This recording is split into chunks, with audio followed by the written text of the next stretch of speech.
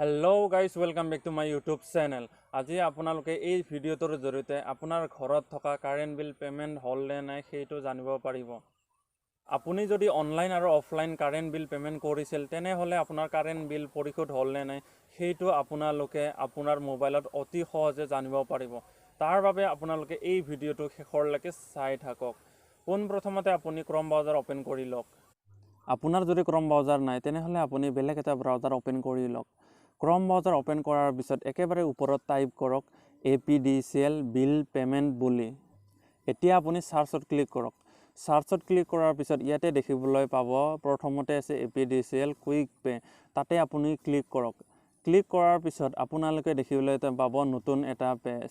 ইয়াতে দেখিবলৈ পাইছে আপোনালোকে APDCL online quick pay.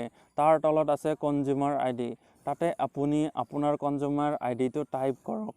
Type কৰাৰ পিছত তলত দেখিবলৈ পাইছে সাবমিট।